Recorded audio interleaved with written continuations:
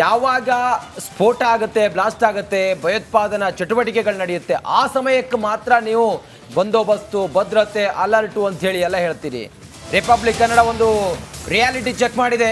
ನೀವು ವಾಸಿಸುತ್ತಿರುವ ನಗರಗಳು ಎಷ್ಟು ಸೇಫ್ ಅನ್ನೋದರ ವರದಿಯನ್ನು ನಾವು ನೋಡಿದ್ದೀವಿ ಮತ್ತೆ ನಾವು ಕೊಟ್ಟಿದ್ದೀವಿ. ಬೆಂಗಳೂರು ನಿಜಕ್ಕೂ ಕೂಡ ಸೇಫ್ ಆಗಿದೆಯಾ? ಬ್ಲಾಸ್ಟ್ ಬಳಿಕವಾದರೂ ಕೂಡ ಸರ್ಕಾರ ಎಚ್ಚೆತ್ತುಕೊಂಡಿದೆಯಾ? ನಿಜಕ್ಕೂ ಪೊಲೀಸ್ ಪ್ಯಾಟ್ರೋಲಿಂಗ್ ನಡೀತಾ ಇದೆಯಾ ಅನ್ನೋದ್ರ ಬಗ್ಗೆ ನಾವೊಂದು ರಿಯಾಲಿಟಿ ಚೆಕ್ ಮಾಡಿದ್ವಿ. ನಗರದಲ್ಲಿ ಹೆಚ್ಚುವರಿ CCTV ಹಾಕಲಾಗಿದೆಯಾ ಅನ್ನೋದ್ರ ಬಗ್ಗೆ ನಾವು ಮಾಹಿತಿಯನ್ನು ಪಡ್ಕೊಂಡಿದ್ವಿ. ಬೆಂಗಳೂರಿಗರ ರಕ್ಷಣೆಗೆ ಸರ್ಕಾರ ಬದ್ಧವಿದೆಯಾ? ಮೆಗಾ ರಿಯಾಲಿಟಿ ಚೆಕ್ನಲ್ಲಿ ಬೆಚ್ಚಿ ಬೀಳಿಸುವ ದೃಶ್ಯಗಳು ನಮಗೆ ಸಿಕ್ಕಿದೆ, ಮತ್ತೆ ಬೆಚ್ಚಿ ಬೀಳಿಸುವ ಸತ್ಯ ಬಯಲಾಗಿದೆ. ಇಷ್ಟು ದೊಡ್ಡ ಬ್ಲಾಸ್ಟ್ ಆಗಿದೆ, ಇಷ್ಟು ದೊಡ್ಡ ಘಟನೆ ಆಗಿದೆ, ನಮ್ಮ ಹಿಸ್ಟ್ರಿ ಹಿಂಗಿದೆ.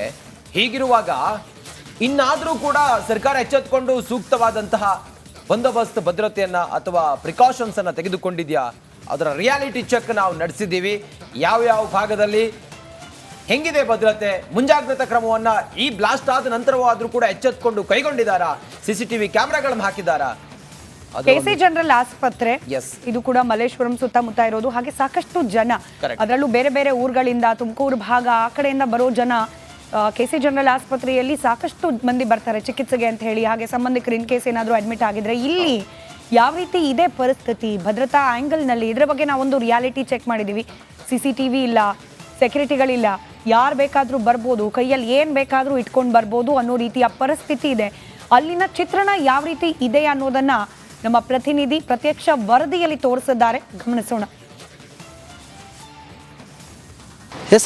ಸರ್ಕಾರಿ ಆಸ್ಪತ್ರೆಗಳು ಎಷ್ಟು ಸೇಫ್ ಎಂಬುದು ಇದೀಗ ಅನುಮಾನ ಮೂಡಿದೆ. ಪ್ರೆಸೆಂಟ್ ಈಗ KC ಜನರಲ್ ಮಲ್ಲೇಶ್ವರಂನ KC ಜನರಲ್ ಸರ್ಕಾರಿ ಆಸ್ಪತ್ರೆಯಲ್ಲಿ ಇದ್ದಾನೆ. ಈ ಒಂದು ಭಾಗದಲ್ಲಿ ನೋಡ್ತಿರ್ಬೋದು, ಗೇಟ್ಗೆ ಯಾವೊಬ್ಬ ಸೆಕ್ಯೂರಿಟಿ ನಿಯೋಜನೆ ಮಾಡಿಲ್ಲ, ಯಾರಾದರೂ ಬರ್ಬೋದು, ಏನು ತೊಗೊಂಡು ಬರ್ಬೋದು. ಯಾಕಂದರೆ ಇಲ್ಲಿ CCTV ಸಹ ಅಳವಡಿಕೆ ಮಾಡಿಲ್ಲ. ಪಕ್ಕದಲ್ಲಿ ಮಲ್ಲೇಶ್ವರಂ ಪೊಲೀಸ್ ಸ್ಟೇಷನ್ ಇದೆ. ಹೀಗಾಗಿ ಸಂಬಂಧಪಟ್ಟ ವೈದ್ಯ ಅಧಿಕಾರಿಗಳು ಎಚ್ಚೆತ್ತುಕೊಳ್ಬೇಕಾಗತ್ತೆ. ಯಾಕಂದರೆ ಕುಂದಳ್ಳಿಯ ರಾಮೇಶ್ವರ ಕೆಫೆಯಲ್ಲಿ ಬ್ಲಾಸ್ಟ್ ಆಗಿದೆ, 9 ಜನ ಇಂಜುರಿ ಆಗಿದೆ. ಹೀಗಾಗಿ ಸರ್ಕಾರಿ ಆಸ್ಪತ್ರೆಗಳು ತುಂಬ ಸೇಫ್ಟಿ ಮುಖ್ಯ ಆಗುತ್ತೆ. ಯಾಕಂದರೆ ಸಾಕಷ್ಟು ಜನ ಬರ್ತಾರೆ ಇಲ್ಲಿ ಟ್ರೀಟ್ಮೆಂಟ್ಗಾಗಿ. ಹೀಗಾಗಿ ಯಾರು ಬರ್ತಾರೆ ಯಾರು ಹೋಗ್ತಾರೆ ಎಂಬುದು ಗೊತ್ತಾಗಲ್ಲ. ಯಾಕಂದರೆ ಏನಾದರೂ ಅನಾಹುತ ಆದಮೇಲೆ ನಾವು ಎಚ್ಚೆತ್ಕೊಳ್ಳೋಕ್ಕಿಂತ ಮುಂಚೆ ಬೇಗ ಇಲ್ಲಿ CCTV ಅಳವಡಿಕೆ ಮಾಡಬೇಕು. ಮತ್ತೊಂದು ಕಡೆ ಸೆಕ್ಯೂರಿಟಿ ನಿಯೋಜನೆ ಮಾಡಬೇಕು. ಯಾಕಂದರೆ KC ಜನರಲಲ್ಲಿ ಆಸ್ಪತ್ರೆಯ ಗೇಟಲ್ಲಿ ಮುಂಭಾಗದಲ್ಲಿ ಯಾವ ರೀತಿಯ ಸೆಕ್ಯೂರಿಟಿ ಇಲ್ಲ, ಮತ್ತೊಂದು ಕಡೆ ಈ ಒಂದು ಭಾಗದಲ್ಲಿ CCTV ಇಲ್ಲ. ಯಾಕಂದರೆ ಇದು ಮೇನ್ ಗೇಟ್ ಆಗುತ್ತೆ.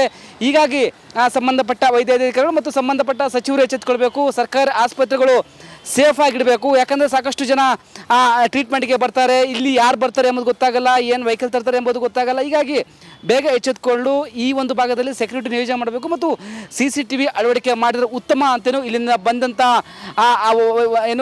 ಸಾರ್ವಜನಿಕರು, ಮತ್ತೊಂದು ಕಡೆ ಟ್ರೀಟ್ಮೆಂಟ್ ರೋಗಿಗಳು ಸಂಬಂಧಿಕರು ಒಂದು ಕಡೆ ಒತ್ತಾಯ ಮಾಡ್ತಿದ್ದಾರೆ. ಕ್ಯಾಮ್ರಾ ಪರ್ಸನ್ ಮಧು ಜೊತೆ ವೀರೇಶ್, ರಿಪಬ್ಲಿಕ್ ಕನ್ನಡ, ಬೆಂಗಳೂರು. ನೋಡಿ, KC ಜನರಲ್ ಮಾತ್ರ ಅಲ್ಲ, ಬೇರೆ ಬೇರೆ ಕಡೆಗಳಲ್ಲೂ ಕೂಡ ಜನನಿಬಿಡ ಪ್ರದೇಶವನ್ನೇ ಈ ಉಗ್ರರು, ಟೆರರ್ಗಳು ಟಾರ್ಗೆಟ್ ಮಾಡ್ತಾರೆ ಅನ್ನೋದು ಈಗ ನಮ್ಗೆ ಗೊತ್ತಾಗಿದೆ. ರಾಮೇಶ್ವರ ಕೆಫೆ, ಈ ಹಿಂದಿನ ಕೆಲವು ಬ್ಲಾಸ್ಟ್ಗಳು ನಮ್ಮ ಕಣ್ಣು ಮುಂದೆ ಇದೆ.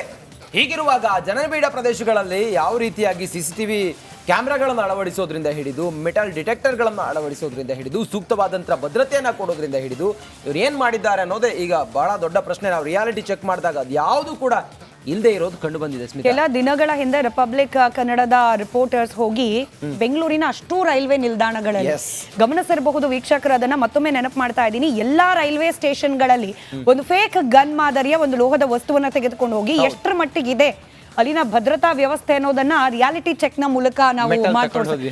ಒಂದೇ ಒಂದು ರೈಲ್ವೆ ಸ್ಟೇಷನ್, ಯಶವಂತಪುರ ಕಂಟೋನ್ಮೆಂಟ್ ಆಗಿರಬಹುದು, ಮೆಜೆಸ್ಟಿಕ್ ನ ಸಂಗೊಳ್ಳಿ ರಾಯಣ್ಣ ರೈಲ್ವೆ ನಿಲ್ದಾಣ, KR ಪುರಂ ರೈಲ್ವೆ ನಿಲ್ದಾಣ, ಎಲ್ಲೂ ಕೂಡ ಒಂದು ಮಿನಿಮಮ್ ಚೆಕಿಂಗ್ ಅನ್ನೋ ವ್ಯವಸ್ಥೆ ಇರಲಿಲ್ಲ ಅನ್ನೋದು ನಮ್ಮ ರಿಯಾಲಿಟಿ ಚೆಕ್ನಲ್ಲಿ ಬಯಲಾಗಿದೆ. ನಾವು ಮತ್ತೆ ಹೇಳ್ತಿದ್ದೀವಿ, ಬೇರೆ ಬೇರೆ ಊರಿನಿಂದ, ಬೇರೆ ಬೇರೆ ರಾಜ್ಯದಿಂದ ಬದುಕನ್ನು ಅರಿಸಿ ಇಲ್ಲಿಗೆ ಬರ್ತಾರೆ ಜನ.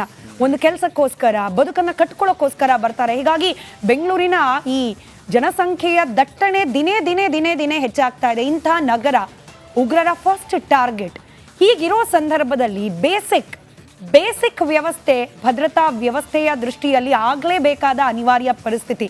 ಬಹುಶಃ ನೋಡಿ, ಈತ ಬೆಂಗಳೂರಿನಲ್ಲೇ ಇಟ್ಕೊಂಡು ವರ್ಷಾನ್ಗಟ್ಲೆಯಿಂದ ಈ ರೀತಿಯಾಗಿ, ಈಗೇನು ರಾಮೇಶ್ವರಂ ಕೆಫೆಯಲ್ಲಿ ಸ್ಫೋಟ ಮಾಡಿದ್ದಾನೆ ಶಂಕಿತ ಆತ, ಬೆಂಗಳೂರಿನಲ್ಲೇ ಇಟ್ಕೊಂಡು ಈ ರೀತಿಯಾಗಿ ಕೃತ್ಯ ಮಾಡಿದ್ರು ಕೂಡ ಒಂದಲ್ಲ ಒಂದು ಹಂತದಲ್ಲಿ ಯಾವುದಾದ್ರೂ ಒಂದು ಈ ಪಬ್ಲಿಕ್ ಟ್ರಾನ್ಸ್ಪೋರ್ಟ್ ಅಥವಾ ಜನನಿಬಿಡ ಪ್ರದೇಶಕ್ಕೆ ಹೋಗಲೇಬೇಕಾಗಿರುತ್ತೆ ಆತ. ಇಂಥ ಸಂದರ್ಭದಲ್ಲಿ ಮಾನಿಟರ್ ಮಾಡುವ ಭದ್ರತಾ ವ್ಯವಸ್ಥೆ ಗಟ್ಟಿಯಾಗಿದ್ರೆ ಈತನನ್ನ ಟ್ರೇಸ್ ಔಟ್ ಮಾಡೋದು ಕೂಡ ಕಷ್ಟ ಅಲ್ಲ.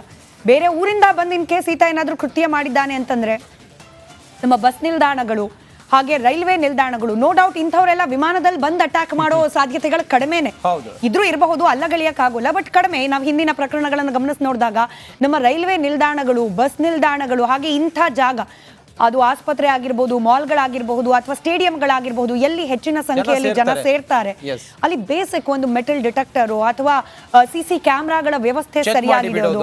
ಸಿಸಿ ಕ್ಯಾಮ್ರಾ ಕೂಡ ಇರ್ಲಿಲ್ಲ ರಂಜಿತ್. ನಾವು ರಿಯಾಲಿಟಿ ಚೆಕ್ ಮಾಡಿದಾಗ ಅಲ್ಲೊಂದು ಇರಬೇಕು ಅನ್ನೋದಕ್ಕೆ ನಾಮಕೆ ವಾಸ್ತೆ ಅಂತಾರಲ್ಲ, ಹಾಗೊಂದು ಸಿಸಿ ಕ್ಯಾಮ್ರಾ ಹ್ಯಾಂಗ್ ಡೌನ್ ಕಟ್ಟಾಗಿ ಹ್ಯಾಂಗ್ ಡೌನ್ ಆಗಿ ವರ್ಷಗಟ್ಲೆ ಆಗಿ ತುಕ್ ಹಿಡಿದು ಆ ತುಕ್ ಮೇಲೆ ಗಿಡ ಬೆಳೆದು ಬಿಟ್ಟಿದೆ.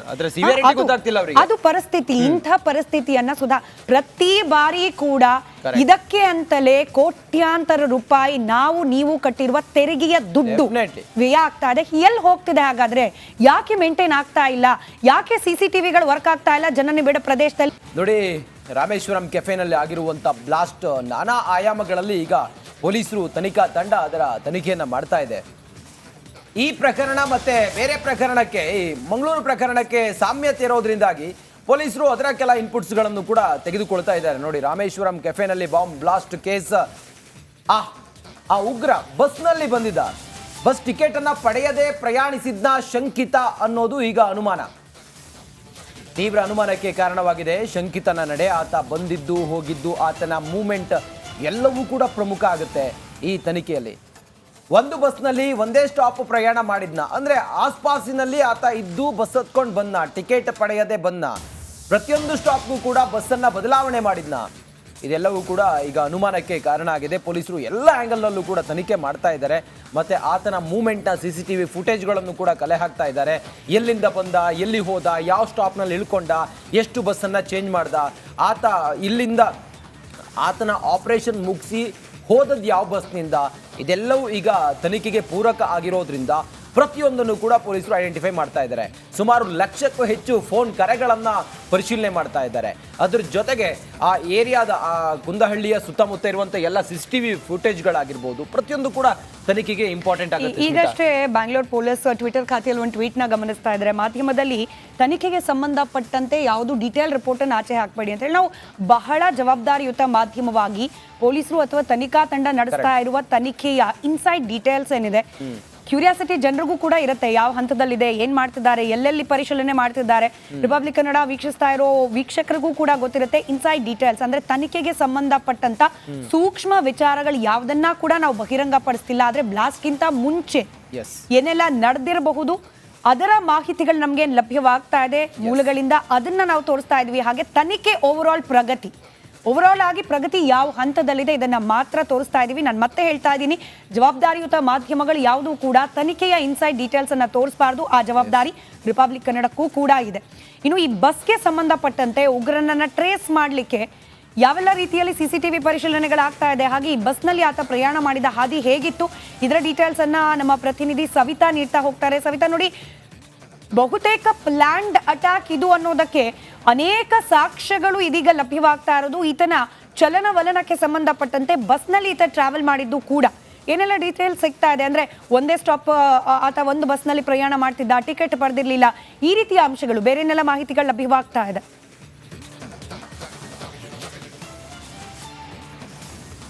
Smita, Rameshwaram cafe bomb blast ಪ್ರಕರಣ ಬೇರೆ ಬೇರೆ ತಿರುವುಗಳನ್ನು ಪಡೀತಾ ಇದೆ.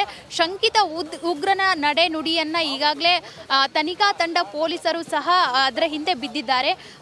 ನಡೆ ನುಡಿಯನ್ನು ತಾಳೆ ಹಾಕ್ತಾ ಇದ್ದಾರೆ. ಅಂದರೆ CCTV ಫುಟೇಜ್ನಲ್ಲಿ ಕಾಣಿಸಿಕೊಂಡಂತಹ ಶಂಕಿತ ಅವನ ಟ್ರಾವೆಲ್ ಹಿಸ್ಟ್ರಿಯನ್ನು ನೋಡ್ತಾ ಹೋದರೆ ಪ್ರಮುಖವಾಗಿ ಒಂದು ಸ್ಟಾಪಿಂದ ಮತ್ತೊಂದು ಸ್ಟಾಪ್ಗೆ ಬಸ್ಗಳನ್ನು ಚೇಂಜ್ ಮಾಡ್ತಾನೆ. ಅಂದರೆ ಅಲ್ಲಿ ಯಾವುದೇ ಹಿಂಟ್ಗಳನ್ನು ಬಿಟ್ಕೊಡ್ಬಾರ್ದು ಅಥವಾ ತಾನು ಸಿಕ್ಕಾಕೊಳ್ಬಾರ್ದು ಅನ್ನೋ ಆಲೋಚನೆಯಲ್ಲಿ ಬೇರೆ ಬೇರೆ ಬಸ್ಗಳನ್ನು ಚೇಂಜ್ ಮಾಡ್ತಾನೆ ಪ್ರತಿಯೊಂದು ಸ್ಟಾಪ್ಗೂ. ಅದಾದ ಬಳಿಕ ಪ್ರತಿಯೊಂದು ಬಸ್ನಲ್ಲಿ, ಒಂದು ಬಸ್ನಲ್ಲಿ ಟಿಕೆಟ್ ತಗೊಂಡು ಟ್ರಾವೆಲ್ ಮಾಡಿದರೆ ಮತ್ತೊಂದು ಬಸ್ನಲ್ಲಿ ಟಿಕೆಟನ್ನು ಪಡೆಯದೆ ಟ್ರಾವೆಲ್ ಮಾಡಿದ್ದಾರೆ. ಪ್ರಮುಖವಾಗಿ ಎಲ್ಲಿಯೂ ತನ್ನ ಹಿಂಟ್ ಬಿಟ್ಕೊಡ್ಬಾರ್ದು. ಅಂದರೆ ಇಂತಹ ಒಂದು ಕೃತ್ಯ ಎಸ್ಕಲು ಹೋಗುವಾಗ ಯಾವುದೇ ಒಂದು ಸಾಕ್ಷ್ಯಾಧಾರಗಳು ಅಷ್ಟು ಈಸಿಯಾಗಿ ಸಿಗಬಾರ್ದನ್ನೋ ಕಾರಣದಿಂದಾಗಿ ಪ್ರೀ ಪ್ಲಾನ್ಡ್ ಅಂತ ಹೇಳ್ಬೋದು. ಪ್ರಮುಖವಾಗಿ ಇಂತಹ ಸ್ಟಾಪ್ಗಳಲ್ಲಿ ಸಾಕಷ್ಟು ಬಸ್ಗಳನ್ನು ಚೇಂಜ್ ಮಾಡಿದ್ದಾರೆ. ಪ್ರತಿಯೊಂದು ಬಸ್ ಸ್ಟಾಪ್ಗಳಿಗೂ ಬೇರೊಂದು ಬಸ್ BMTC ಬಸ್ಸನ್ನು ಹತ್ತಿ ಪ್ರಯಾಣ ಬೆಳೆಸಿದ್ದು. ಅಷ್ಟೇ ಅಲ್ಲದೆ ಟಿಕೆಟ್ ಪಡೆಯದೆ ತನ್ನ ಕುರುಹುಗಳು ಎಲ್ಲಿಯೂ ಸಿಗಬಾರ್ದನ್ನೋ ಮುಂದಾಲೋಚನೆಯಿಂದ ಟ್ರಾವೆಲ್ ಹಿಸ್ಟ್ರಿ ಎಲ್ಲಿಯೂ ಸಿಗಬಾರ್ದನ್ನೋ ಆಲೋಚನೆಯಲ್ಲಿ ಈ ಶಂಕಿತ ಟ್ರಾವೆಲ್ ಮಾಡಿದ್ದು. ಸ್ಮಿತಾ. ರೈಟ್, ಧನ್ಯವಾದ ಸವಿತಾ ಮಾಹಿತಿಗಾಗಿ.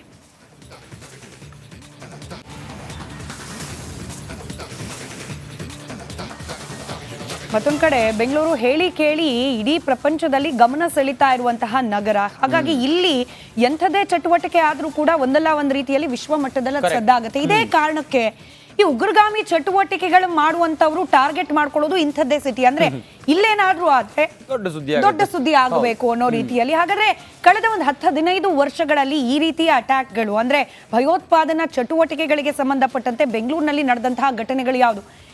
ರಿಪೋರ್ಟ್ ನಿಮ್ಮ ಮುಂದೆ ಇಡ್ತೀವಿ ಚಿಕ್ಕ ಬ್ರೇಕ್ ಆದ್ಮೇಲೆ.